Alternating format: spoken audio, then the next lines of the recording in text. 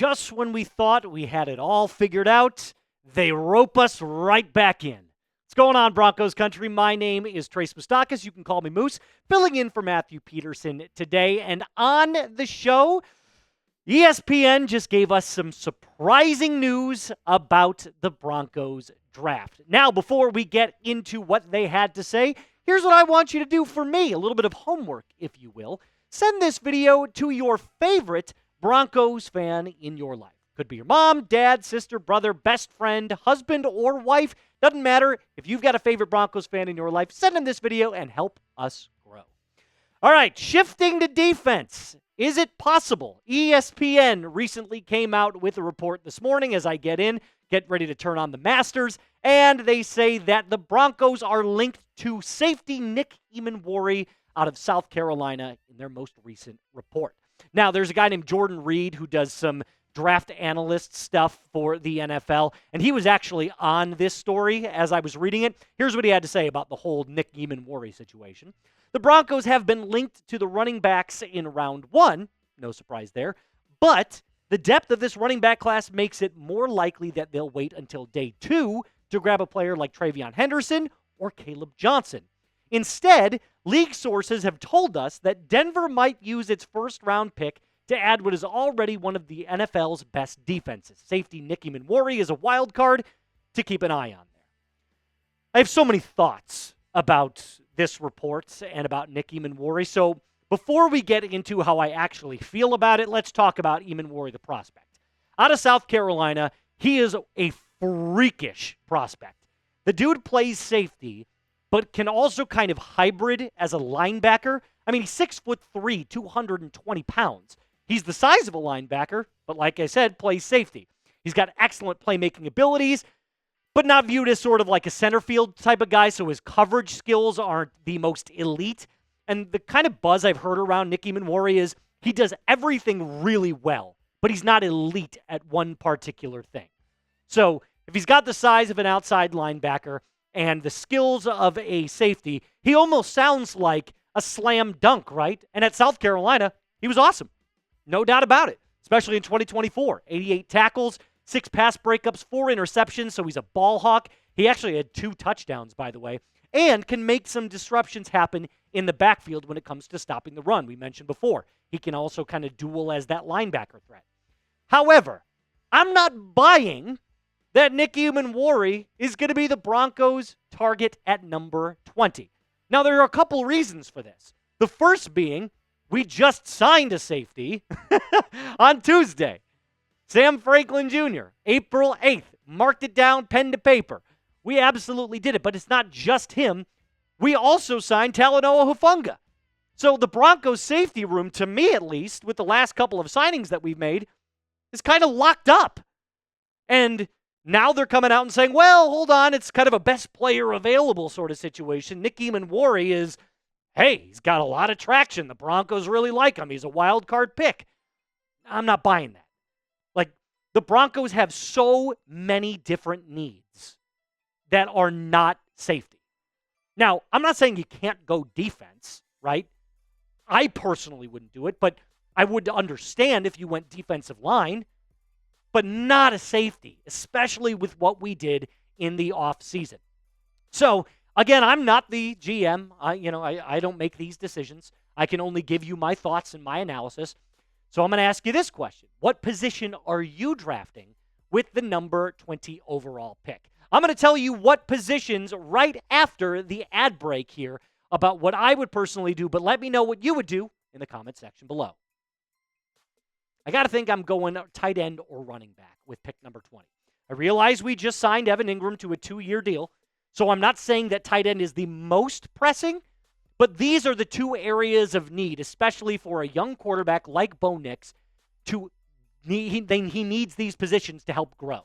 And Dane Brugler, who dropped The Beast, you know what The Beast is, right? Every single year he comes out with this comprehensive draft guide, which is essentially just this gigantic, in-depth analysis of every single prospect. And here's who he has as his top 10 tight ends. Now, Tyler Warren's most likely not going to be there.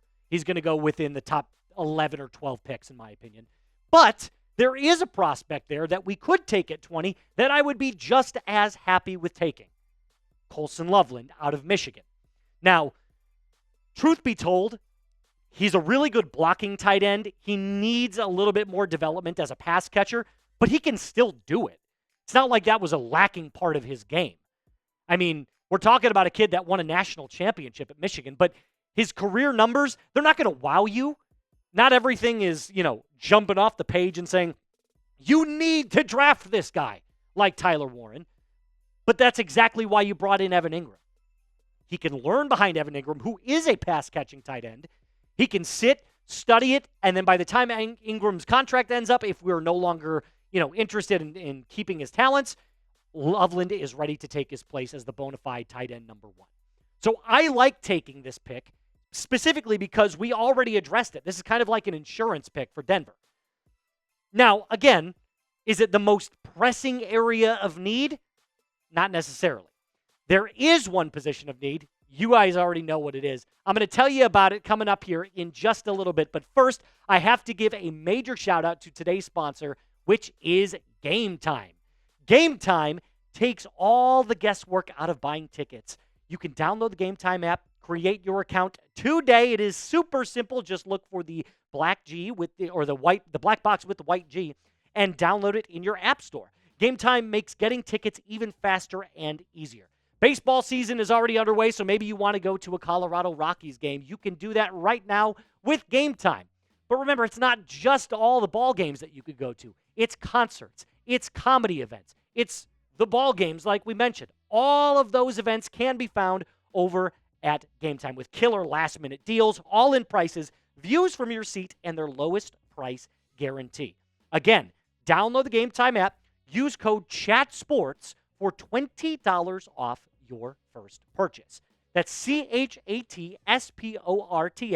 for $20 off your first purchase. Terms apply. Again, one more time.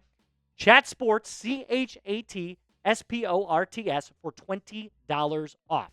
What time is it? It's game time.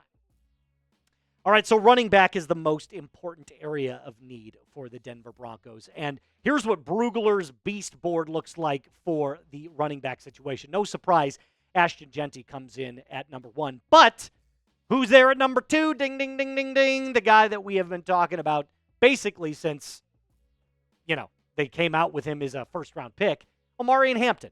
And I think if you exclude Ashton Jeanty from this year's draft, so just take him out of your mind for a second, Hampton is by far and away the best running back prospect. Easily. It's not even close. And running back, I don't think I need to explain to you, has been the biggest area of need for the Denver Broncos, especially after last season. I'm sorry, Javonte Williams, there's a reason we let him go. Audric Estime needs a lot more time to develop as a back. And truthfully, he's more of like a third down back on third and shorts. But Hampton has all of the traits that you want out of a workhorse back. He's great when it comes to having patience to find his gap. He's got breakaway speed. He's got strength. He's got good hands. What is there not to like about Omarion Hampton as a prospect? There isn't a single thing, at least in my opinion. So with the number 20 overall pick, I'm staking my claim right now for Omarion Hampton. I think that is the bona fide choice at number 20 if he's available. Again, some mock drafts have kind of speculated that the Cowboys will go after him at number 12. So take that for what you will, but I think if Omarion Hampton is there at 20, you will absolutely see Denver rein that pick in. All right, so like I alluded to earlier in today's video, it is the Masters starting today, and I'm going to take a page out of Petey's book because he gave me permission to do so. Name me a random PGA golfer in honor of Masters Week. Let's see if we're thinking the same guy. There's a ton of them, but I'm going to start in 3, 2, 1. Victor Hovland. He's actually playing today. I cannot wait to see what he does in round 1. I've actually got him in one of my little fantasy golf sleeper things. Hush, hush, though. Nobody cares about your fantasy team. That's going to do it for us on today's episode. Remember to subscribe, like the video, and share this with a Broncos fan in your life. My name is Moose. Until next time, be cool.